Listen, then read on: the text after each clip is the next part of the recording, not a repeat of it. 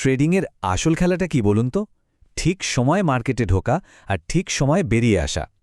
আজ আমরা ঠিক এমনই একটা পাওয়ারফুল 5 মিনিটের স্ট্র্যাটেজি নিয়ে কথা বলবো, যেটা আরএসআই ডাইভারজেন্স আর সাপোর্ট রেজিস্ট্যান্সকে একসাথে কাজে লাগিয়ে বাজারের গতিপথ বুঝতে আমাদের দারুণভাবে সাহায্য করতে পারে। একজন ট্রেডার হিসেবে আমাদের সবারই কিন্তু এই একটা জায়গায় খটকা লাগে, তাই না? যে মার্কেট কখন ঘুরতে চলেছে সেটা যদি একটু আগে থেকে আঁচ করা যেত। ভাবুন তো, যদি সত্যি এমন কোনো উপায় থাকতো যা এই কঠিন কাজটাকে একটু সহজ করে দেয়। আর হ্যাঁ, আজকের এই কৌশলটা ঠিক সেই কাজটাই করে। এখানে আমরা কয়েকটা ইন্ডিকেটরকে একসাথে ব্যবহার করব, যা আমাদের বাজারের উল্টো স্রোতটাকে মানে সম্ভাব্য রিভার্সালকে আগে থেকেই ধরিয়ে দেবে। তো আর দেরি না করে চলুন সরাসরি মূল আলোচনায় ঢুকে পড়ি। এই স্ট্র্যাটেজিটা চার্টে সেট করতে আমাদের ঠিক কি টুলস লাগবে, আসুন সেটা আগে দেখে নিই। দেখুন, এই কৌশলের মূলে আছে মাত্র 3টা জিনিস। প্রথমত, আমরা কাজ করব 5 মিনিটের চার্টে। আমাদের লাগবে আরএসআই, যার সেটিং থাকবে 14। এটা দিয়ে আমরা বাজারের ভেতরের মোমেন্টাম বুঝব।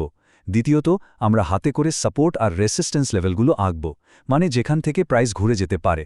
আর সবশেষে একটা ফিল্টার হিসেবে রাখব 50 পিরিয়ডের ইএমএ, যেটা আমাদের ট্রেন্ডের সাথে থাকতে সাহায্য করবে। ওকে, সেটআপ তো বোঝা গেল। এখন আসা যাক সবথেকে জরুরি অংশে। আমরা কখন একটা বাই বা কল ট্রেড নেব?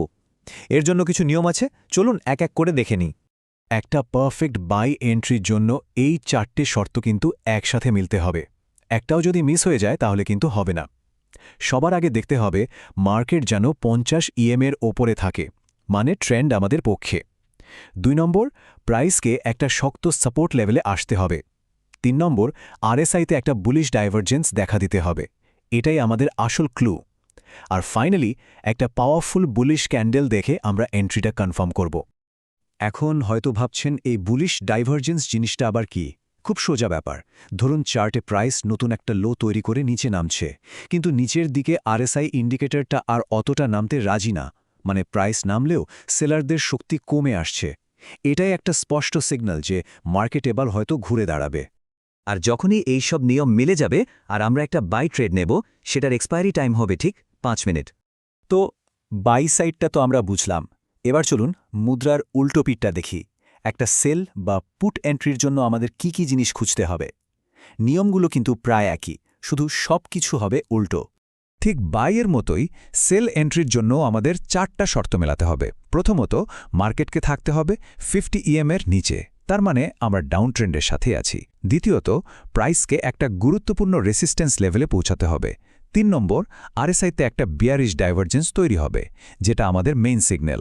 আর সবশেষে একটা জোরালো বিয়ারিশ ক্যান্ডেল আমাদের এন্ট্রিটা কনফার্ম করে দেবে। বিয়ারিশ ডাইভারজেন্সটা হলো বুলিশের ঠিক উল্টো, মানে যখন প্রাইস নতুন হাই বানিয়ে ওপরে যাচ্ছে কিন্তু আরএসআই ইন্ডিকেটরটা অতটা ওপরে উঠতে পারছে না, এর মানে হলো বায়ারদের শক্তি ফুরিয়ে আসছে আর মার্কেট হয়তো এবার নিচে নামার প্রস্তুতি নিচ্ছে। আর হ্যাঁ, বাই ট্রেডের মতোই একটা সেল বা পুট ট্রেডের জন্য আমাদের এক্সপায়ারি টাইম থাকবে সেই 5 মিনিটই। এখানে কোনো পরিবর্তন নেই। আচ্ছা, আমরা তো নিয়মগুলো সব জানলাম, কিন্তু কখনো ভেবে দেখেছেন এই কয়েকটা জিনিস একসাথে মিলে কেন এত ভালো কাজ করে? এর পেছনে লজিকটা কি?